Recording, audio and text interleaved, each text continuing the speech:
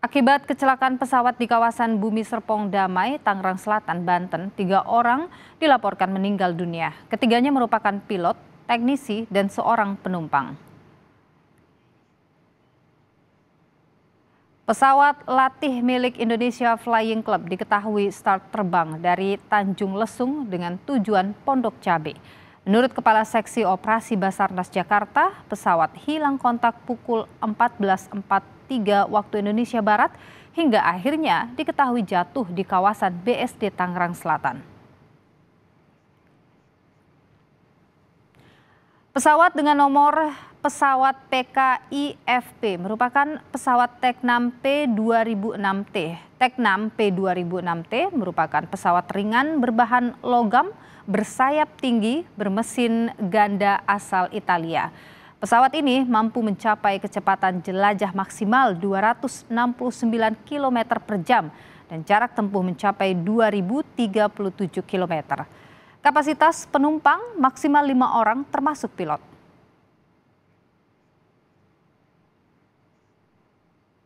Seperti apa perkembangan terbaru dari jatuhnya pesawat di kawasan BSD Tangerang Selatan? Kita bergabung. Kita tanyakan pada 2 jurnalis Kompas TV, ada Gracia Adur dan juga ada Dipo Nurbahagia, saudara.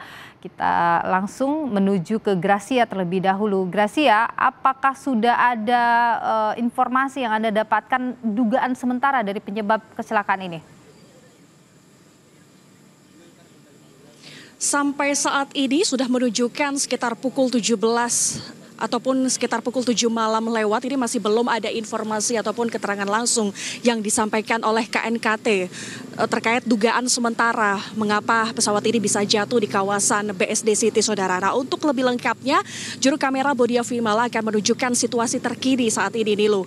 Nilu, kalau yang Anda lihat di layar kaca, saat ini petugas dari KNKT ini masih melakukan proses identifikasi terhadap sisa dari badan pesawat akibat jatuhnya pesawat yang terjadi pada pukul 13.30 waktu Indonesia Barat pada siang tadi di kawasan BSD, saudara. Nah, proses identifikasi ini tujuannya adalah untuk mengetahui bagaimana dugaan sementara dari penyebab kecelakaan pesawat yang terjadi pada siang tadi, saudara.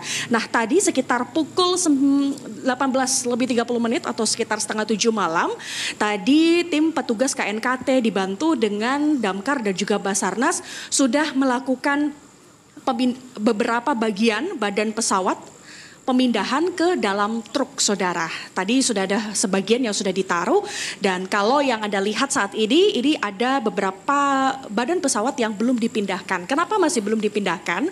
Karena di bagian badan pesawat ini adalah bagian black box, sehingga ini yang masih perlu diidentifikasi oleh tim KNKT untuk lebih berhati-hati untuk melakukan pemindahan badan pesawat karena di bagian tersebut ada black box-nya seperti itu. Nah, tadi disampaikan juga dari Kepala Basarnas Jakarta, Desiana Kartika Bahari, mengatakan saat proses evakuasi ketiga jenazah tadi ini sempat mengalami kendala. Kendalanya adalah karena dua jenazah yang berada di badan pesawat ini terjepit seperti itu, sehingga tadi proses evakuasi para jenazah ini berlangsung selama kurang lebih 4 jam seperti itu karena harus berhati-hati. Dan selanjutnya ketiga jenazah ini kemudian sudah dibawa oleh petugas ke Rumah Sakit Polri Kramat Jati, saudara. Nah, tadi kami juga sempat bertanya ke beberapa saksi yang melihat langsung seperti apa kronologi dari kejadian. Informasi sementara yang kami dapatkan dari para saksi ini mengatakan bahwa kejadian ini terjadi pukul 13.30 waktu Indonesia Barat. Nah, pada saat itu ada satu saksi ini mendengar suara benturan seperti itu, tapi tidak terjadi adanya ledakan ataupun tidak timbul adanya percikan api di badan pesawat seperti itu. Dan tadi di lokasi juga para saksi ini melihat bahwa ada korban yang ini terlempar dari pesawat seperti itu, sehingga ada 2 korban yang masih berada di badan pesawat. Ini kemudian tindakan dari para saksi adalah langsung menghubungi petugas keamanan setempat seperti dari petugas kepolisian dari Polres Tangerang Selatan dan juga dari Damkar ataupun Basarnas seperti itu. Nah, fokus tadi juga disampaikan bahwa saat kejadian jatuhnya pesawat ini kondisinya adalah hujan lebat seperti itu. Sehingga ini yang masih dicari tahu oleh kami semua, oleh para jurnalis dari KNKT juga, apakah karena cuaca lebat ini bisa menjadi penyebab ataupun dugaan sementara jatuhnya pesawat ini. Nah, sampai saat ini Dilu dan juga saudara, ini kami juga masih menunggu keterangan dari KNKT karena kami juga tidak boleh melebihi garis polisi karena di belakang saya ini masih berlangsung proses identifikasinya. Nanti rencananya kemungkinan proses identifikasi kemudian pemindahan badan pesawat ini akan selesai pada malam hari ini. Kita akan tunggu bersama seperti apa kronologi dan juga dugaan sementara dari KNKT ini. Nanti informasinya bahwa badan-badan pesawat ataupun puing-puing pesawat ini akan dibawa ke KNKT untuk dilanjutkan proses identifikasinya, Nilo. Baik, Gracia Adur, sekarang para korban sudah dibawa ke Rumah Sakit Kramat Jati, Jakarta. Saya akan menuju ke jurnalis Kompas TV Dipo Nurbahagia yang ada di Rumah Sakit Polri Kramat Jati. Dipo, apakah keluarga korban ini sudah tiba di rumah sakit? Termasuk juga soal kepulangan korban ini, sudah adakah informasi kapan mereka akan dipulangkan?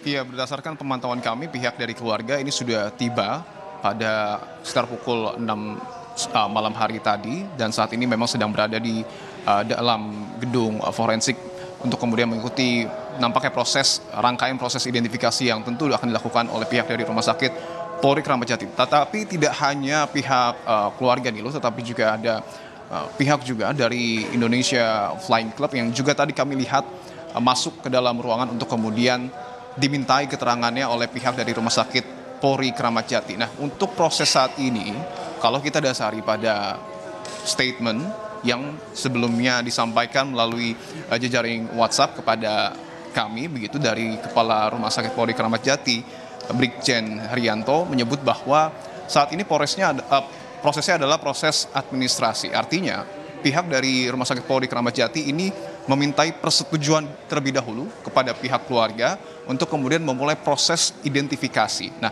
jika nanti persyaratan ini sudah terpenuhi, tentu barulah pihak dari Rumah Sakit Polri Kramat Jati baru bisa melakukan proses identifikasi kepada ketiga jenazah. Nah, sepertinya persetujuan tersebut sudah diterima, dan artinya kalau memang betul proses identifikasi saat ini tentu akan segera dimulai. Nah, apa-apa saja yang kemudian akan didalami oleh pihak dari Rumah Sakit Polri Kramat Jati tentu adalah data antemortem dan juga data postmortem. Data antemortem yang kita tahu adalah data terkait dengan kondisi korban sebelum meninggal dunia, yang tentu ini akan diklarifikasi secara langsung kepada pihak keluarga. Misalnya seperti pakaian, kemudian juga mungkin saja golongan darah ataupun sampel DNA dari pihak keluarga nanti akan diminta untuk kemudian dicocokkan dari ketiga jenazah begitu. Nah, sementara itu nanti juga akan dikomparasikan data antemortem ini dengan data postmortem ataupun kondisi jenazah pada saat setelah meninggal dunia. Ini kemudian data yang akan diperlukan oleh pihak dari Rumah Sakit Polri Kramat Jati untuk memastikan siapa-siapa saja ataupun mengidentifikasi ketiga jenazah yang saat ini sudah berada di Rumah Sakit Polri Kramat Jati ini loh. Oke, baik Dipo Nurbahagia, saat ini proses administrasi kemudian juga identifikasi tentu akan terus dilangsungkan di sana. Terima kasih jurnalis Kompas TV Dipo Nurbahagia langsung dari Rumah Sakit Polri Kramat Jati. Sebelumnya ada Gracia Adur dari BSD Tangerang TKP jatuhnya pesawat. Terima kasih rekan-rekan.